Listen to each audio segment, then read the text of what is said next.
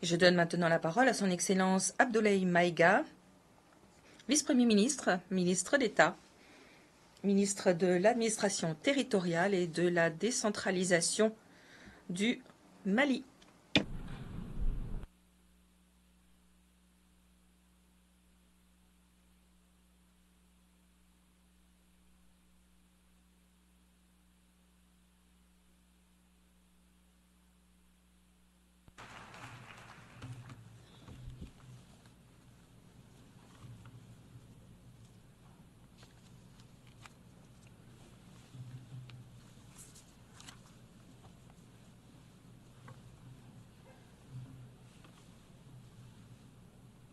Monsieur le Président de l'Assemblée générale, Mesdames et Messieurs les chefs d'État et de gouvernement, Monsieur le Secrétaire général de l'Organisation des Nations unies, Mesdames et Messieurs, à l'entame de mes propos, je voudrais vous adresser les chaleureuses salutations de Son Excellence le colonel Assimi Goïta, président de la transition, chef de l'État du Mali, celle du gouvernement et du peuple malien. Je voudrais ensuite vous adresser, Monsieur le Président, les chaleureuses félicitations de la délégation malienne pour votre brillante élection à la présidence de la 79e session de l'Assemblée générale. Votre beau pays, le Cameroun, pays africain frère et ami, entretient d'excellentes relations avec mon pays.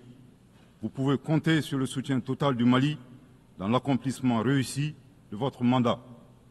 Je saisis également cette occasion pour féliciter votre prédécesseur, l'ambassadeur Denis Francis de Trinidad et Tobago, pour la manière remarquable avec laquelle il a conduit les travaux de la 78e session de l'Assemblée générale. Enfin, permettez-moi de réitérer à Monsieur le secrétaire général de l'ONU, Monsieur Antonio Guterres, nos encouragements à poursuivre les efforts pour la réalisation des nobles objectifs de notre organisation commune. Monsieur le Président, le 26 juin 1945, en signant la Charte des Nations unies à San Francisco, les peuples se sont résolument engagés, je cite, à préserver les générations futures du fléau de la guerre qui, 2 fois en l'espace d'une vie humaine, a infligé à l'humanité d'indicibles souffrances. Fin de citation. Aujourd'hui, l'occasion nous est offerte de nous prononcer sur le thème suivant, ne laisser personne de côté, agir ensemble pour la promotion de la paix, du développement durable et de la dignité humaine pour les générations présentes et futures. Le choix de ce thème qui intervient 79 ans après la signature de la Charte des Nations unies est-il un pur hasard ou le résultat d'une construction mentale? Nous l'ignorons. Cependant, force est de constater malheureusement que se pose encore avec forte acuité la problématique de la préservation des générations, non seulement celle du futur, mais également la nôtre.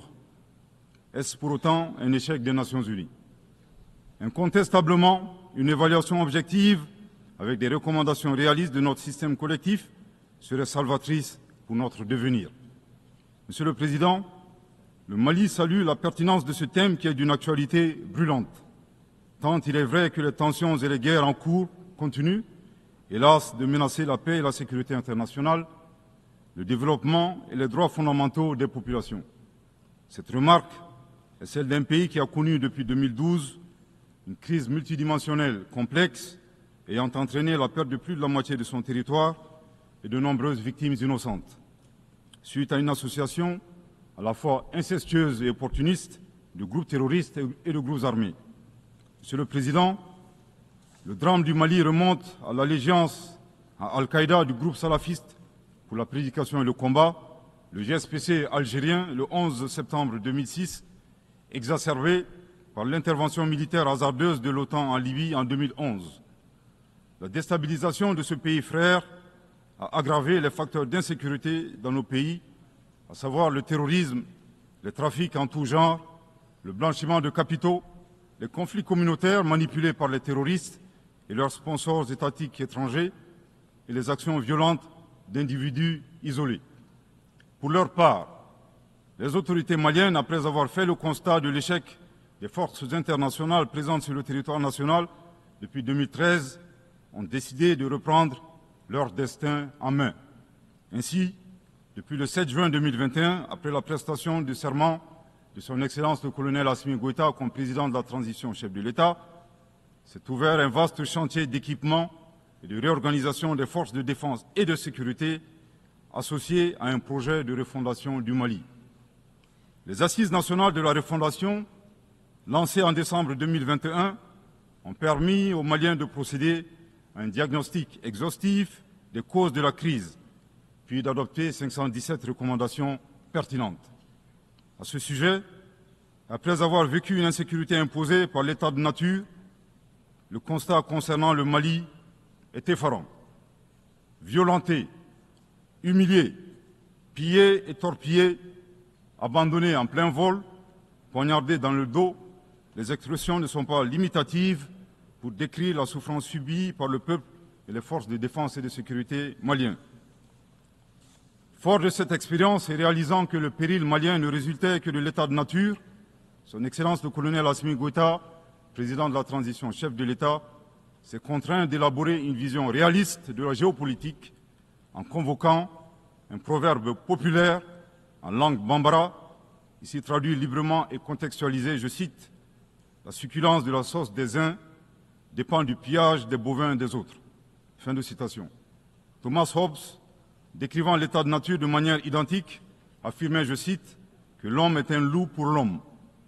Grâce à ce proverbe qui fait référence à la gastronomie et à la cinégétique, le chef de l'État décrit la dure réalité impitoyable des relations internationales et surtout la place de l'Afrique, dont le pillage des matières premières a servi au développement des autres et non celui des Africains dans leur grande majorité. À cette vision s'ajoute une orientation du chef de l'État qui appelle les Maliens, dans le cadre de la refondation, à redevenir eux-mêmes. En effet, le chef de l'État a procédé le 23 avril 2024 au lancement du programme national d'éducation aux valeurs, qui vise un retour aux sources sans lesquelles il serait difficile d'envisager un avenir radieux pour notre pays dans sa quête légitime de souveraineté. L'invitation à redevenir nous-mêmes ne saurait faire l'économie de la question de savoir qui nous sommes. La réponse immédiate à cette interrogation est donnée par la devise du Mali, un peuple, une grande famille, nation cosmopolite, un but, magnifier la diversité dans l'unité, unis pour bâtir le bien commun, et enfin une foi, la foi à ce que Dieu a donné comme ressource pour la réalisation de la prospérité. En vue de donner plus de relief à la définition du Malien, le professeur Ibrahim Diaye, expert au sein du comité chargé de la mise en œuvre du programme national d'éducation aux valeurs, indique que le Malien se caractérise d'une part par 5 valeurs cardinales, à savoir l'humanitude, l'empathie, l'obligation de transmettre les valeurs humaines aux générations futures, le sens de l'honneur, l'acceptation de la différence et de l'altérité au plan sociétal, humain et culturel, et d'autre part, 5 principes inviolables en lien avec le pays lui-même, à savoir un Mali indivisible, inaliénable, non hypothécable, nul ne peut en disposer comme propriété privée, impérissable.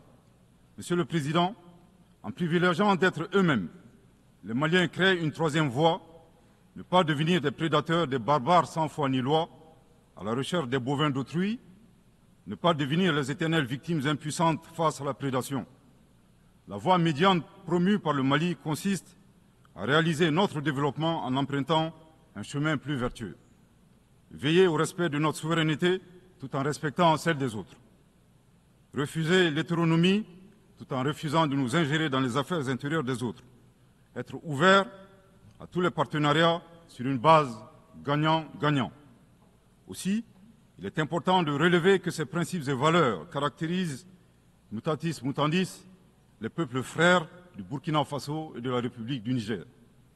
Concernant le processus de transition politique au Mali, il convient de rappeler que, à l'issue des assises nationales de la refondation, le peuple malien a fait le choix de mener des réformes politiques avant d'organiser les élections, en vue d'ancrer profondément une gouvernance vertueuse. La mise en œuvre des recommandations des assises a permis d'engranger des résultats tangibles, notamment la mise en place de l'autorité indépendante de gestion des élections, l'adoption de la nouvelle constitution le 22 juillet 2023, suite à un référendum bien organisé, le parachèvement de la réorganisation territoriale et administrative, le renforcement de la lutte contre la corruption et la transparence de l'action publique, la relecture du code minier plus équitable et favorisant le contenu local. Monsieur le Président, soucieux de pérenniser l'unité nationale, fondement de tout développement, le chef de l'État a annoncé le 31 décembre 2023 la tenue du dialogue intermalien pour la paix et la réconciliation afin, dit-il, d'éliminer les racines des conflits communautaires et intercommunautaires dans le but ultime de réconcilier les communautés. Respectant une approche participative et inclusive, le dialogue intermalien qui s'est déroulé en 3 phases, communale, régionale et nationale, a permis aux Maliens de l'intérieur et de la diaspora d'échanger en toute transparence en vue de trouver des solutions endogènes de prévention, de gestion et de règlement des conflits. À la différence de l'accord pour la paix et la réconciliation issu du processus d'Alger, dont certains groupes signataires ont ouvertement basculé dans le terrorisme et qui était devenu un prétexte pour certains États de s'ingérer dans les affaires intérieures du Mali. Le dialogue intermalien a permis aux Maliens de laver leur linge sale en famille sans aucune interférence extérieure. Après la fin de l'accord d'Alger le 25 janvier 2024, aujourd'hui, le dialogue intermalien et ses recommandations officiellement remises au chef de l'État le 13 mai 2024 demeurent le seul cadre de règlement des conflits internes. Nous réitérons un appel à tous les Maliens à s'inscrire dans cette dynamique de réconciliation, une étape indispensable au retour à l'ordre constitutionnel apaisé et sécurisé grâce à l'organisation d'élections présidentielles. Sur le plan de la lutte contre l'insécurité, depuis que les forces de défense et de sécurité maliennes ont lancé des actions offensives de manière autonome, de nombreux succès ont été remportés sur le terrain de la lutte contre le terrorisme. Toutes les régions ont été reprises des mains des groupes terroristes, notamment la région de Kidal, le 14 novembre 2023, à la suite d'une opération militaire mémorable. Aujourd'hui, les groupes terroristes ont été sérieusement affaiblis. Les forces de défense et de sécurité sont déployées sur l'ensemble du territoire national. En outre, les actions offensives de nos forces se poursuivent pour démanteler les réseaux terroristes résiduels. Le gouvernement du Mali reste conscient que la réponse uniquement sécuritaire a ses limites. C'est la raison pour laquelle, en appui à l'action militaire, le gouvernement du Mali s'est doté d'une stratégie globale et intégrée ayant pour objectif la restauration de l'autorité de l'État sur l'ensemble du territoire national. Elle comprend des mesures politiques, administratives, de développement économique et social, y compris le dialogue avec les groupes armés et la fourniture des services sociaux de base à nos braves populations. En dépit de ces résultats fort appréciables, ces groupes criminels gardent encore une certaine capacité de nuisance dans leur tentative désespérée de porter atteinte à notre intégrité territoriale et de terroriser nos populations. Avec, et je me dois de le déplorer du haut de cette tribune, le soutien de sponsors étatiques étrangers. Les sponsors étatiques étrangers. Après des années de dénonciation de ces acteurs étatiques qui soutiennent le terrorisme international, les autorités ukrainiennes ont violé ouvertement et de manière inédite la Charte des Nations Unies ainsi que les conventions et résolutions pertinentes des Nations Unies relatives à la prévention et à la lutte contre le terrorisme. Lorsque des officiels de ce pays, ayant confondu la scène internationale et la scène de théâtre, ont avoué la participation active de leur pays à la lâche attaque terroriste ayant visé une patrouille des forces de défense et de sécurité du 24 au 26 juillet 2024 à Tinzaouatin dans la région de Kidal.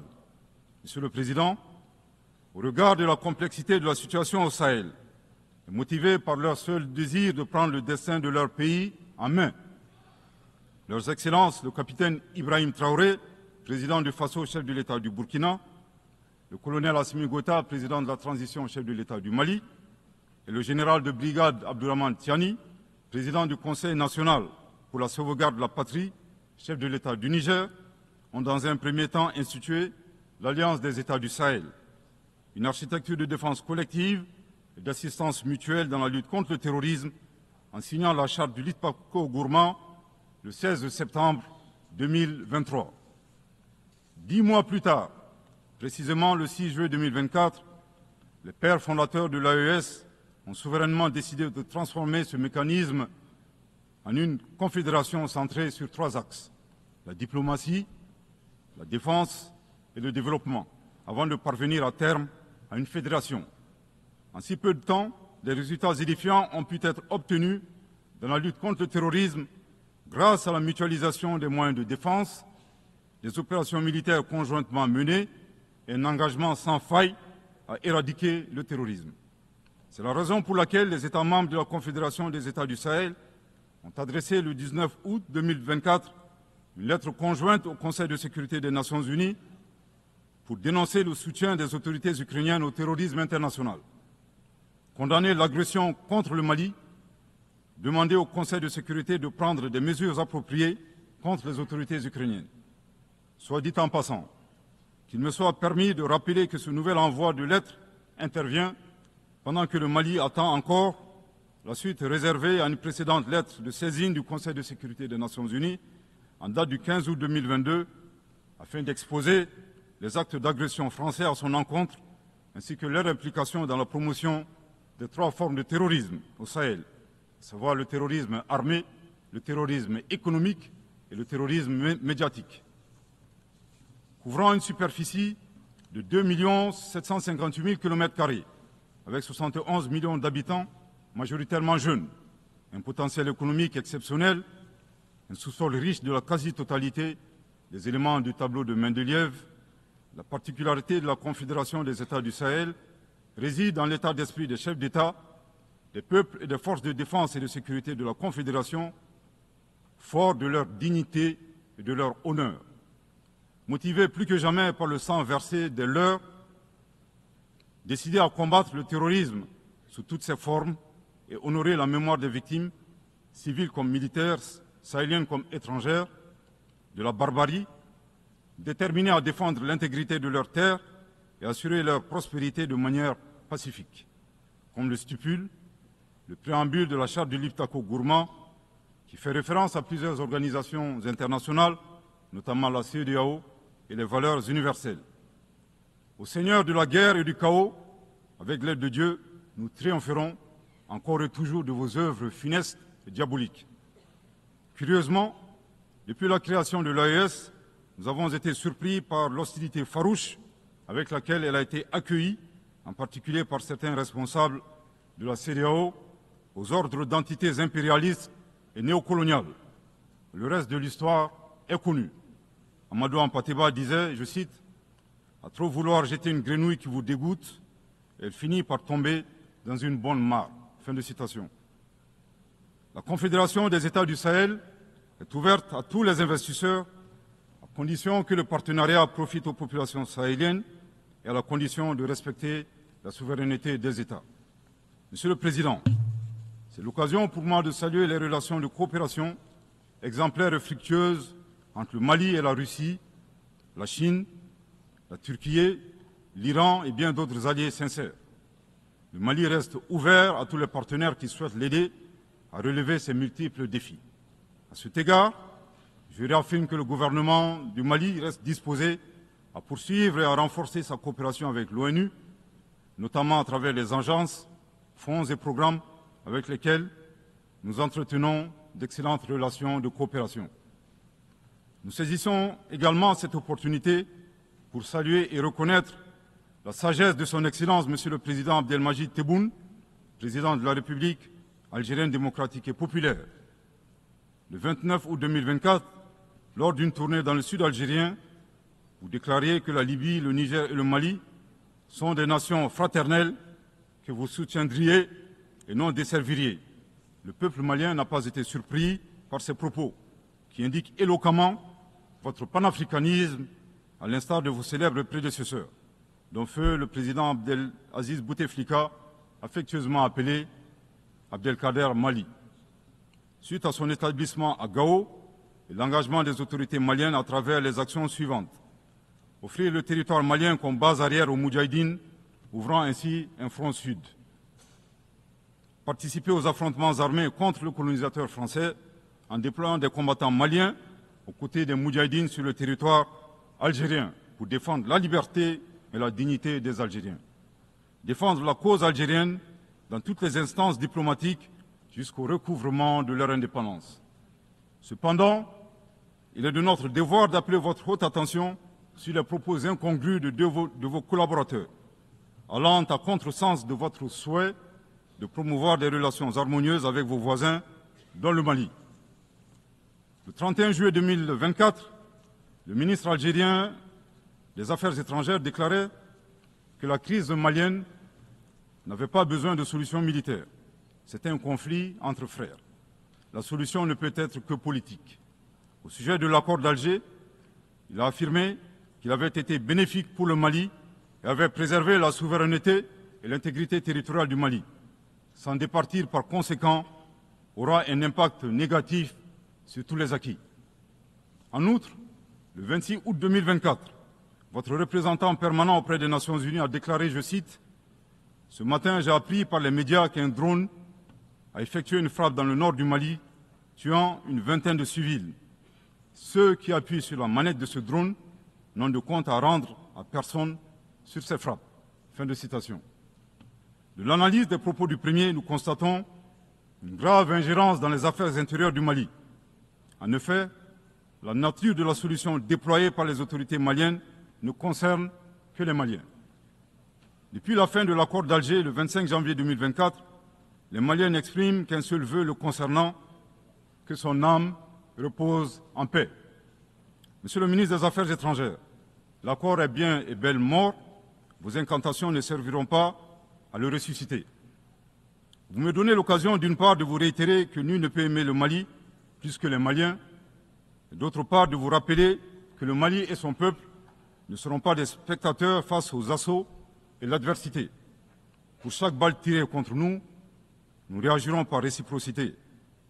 Pour chaque mot employé de travers, nous réagirons par réciprocité. À bon entendeur, tant pis. Quant aux représentants permanents algériens, en plus d'offrir le gîte et le couvert, certainement avec de succulents plats de tchèque-tchouka et de chorba, à des terroristes et des renégats en débandade, son rôle d'estafette désorienté ne contribue guère à la promotion des relations de bon voisinage. De ces propos, il ressort des accusations graves et infondées. D'une part, la qualification de la nature civile des victimes à partir des médias est aventureuse et diffamatoire. Et d'autre part, en affirmant que les opérateurs de drones n'ont de compte à rendre à personne, il alimente une campagne de désinformation contre le Mali, tout en soutenant l'idée que les voyantes forces de défense et de sécurité maliennes seraient incapables de piloter des drones. Il me plaît ici de rappeler que la montée en puissance des FAMA n'est pas une vue de l'esprit, mais une réalité tangible qui a permis de reprendre le contrôle de l'ensemble du territoire national. Concernant l'usage des drones, les opérateurs sont bien des Maliens qui agissent avec professionnalisme, à l'instar du reste des forces de défense et de sécurité maliennes, et traitent les cibles terroristes suivant des procédures conformes aux normes internationales. À titre de rappel, il y a quelques années, les acteurs de l'instrumentalisation des droits de l'homme, déterminés à ternir la performance antiterroriste de l'armée nationale algérienne, ont mis en exergue la question subversive du qui tue qui.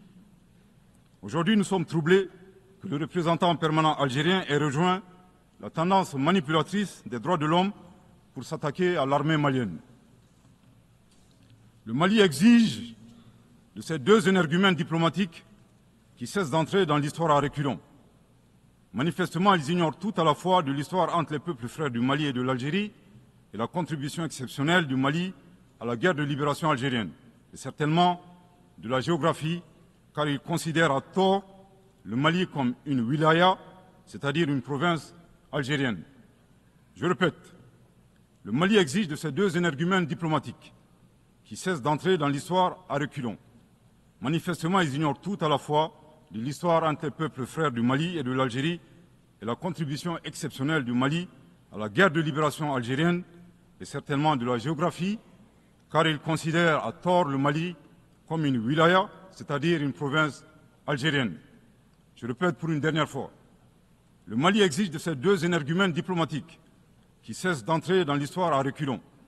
Manifestement, ils ignorent tout à la fois de l'histoire entre les peuples frères du Mali et de l'Algérie et la contribution exceptionnelle du Mali à la guerre de libération algérienne et certainement de la géographie, car ils considèrent à tort le Mali comme une wilaya, c'est-à-dire une province algérienne. Monsieur le Président, Sur la situation régionale et internationale, le Mali reste très attentif au développement en cours en Afrique et dans le reste du monde. Ainsi sommes-nous préoccupés par le niveau de violence au Moyen-Orient, notamment dans les territoires palestiniens occupés. Le peuple malien réaffirme son soutien au peuple palestinien frère dans sa lutte légitime pour l'autodétermination.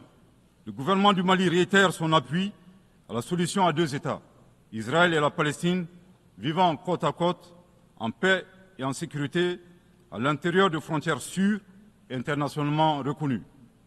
Nous condamnons sans réserve l'usage indiscriminé de la force par l'armée israélienne contre les Palestiniens. Au plan humanitaire, le Mali est préoccupé par la situation précaire des millions de réfugiés et de déplacés internes dans le monde, du fait des conflits armés, des catastrophes naturelles et des changements climatiques. J'ai en ce moment une pensée toute particulière pour mes compatriotes réfugiés dans les pays voisins, pays que je remercie pour leur hospitalité et leur générosité. Je voudrais les assurer que le gouvernement malien ne ménagera aucun effort pour continuer à les assister et pour créer les conditions leur permettant de rentrer dignement et en toute sécurité dans leur localité d'origine. Les multiples défis à la paix et à la sécurité internationale appellent à la réforme de l'architecture dédiée des Nations Unies. Dans la même veine, le Mali continue de plaider pour la réforme de la gouvernance mondiale politique, économique et financière afin de créer les conditions optimales et justes du développement de nos pays. Dans cette dynamique, le Mali continue de plaider pour la réforme des institutions financières internationales comme la Banque mondiale et le Fonds monétaire international. De même, nous saluons les modèles alternatifs et crédibles tels que les BRICS. Les changements climatiques constituent également une menace réelle pour les générations présentes et futures. Nous devons avoir le courage de sortir du dogmatisme ambiant et des jeux d'intérêts étroits concernant cette problématique. À cet égard, le temps est venu de mettre effectivement en œuvre les décisions de nos sommets et de nos COP. Il est nécessaire que les pays à l'origine du réchauffement climatique assument leurs responsabilités pleines et entières, y compris celle de soutenir les efforts des pays du Sud pour un développement respectueux de l'environnement. Monsieur le Président, pour terminer, je voudrais faire observer que cette 79e session de l'Assemblée générale se tient dans un contexte de défis immenses pour nos États et pour nos institutions multilatérales. La paix et la sécurité internationale n'ont jamais été autant menacées depuis les deux grandes guerres, y compris par le terrorisme international et l'extrémisme violent. Dans un tel contexte, il sera difficile d'atteindre les objectifs de développement durable à l'horizon 2030 en termes d'éducation, de santé, d'accès à l'eau potable, d'énergie et de justice.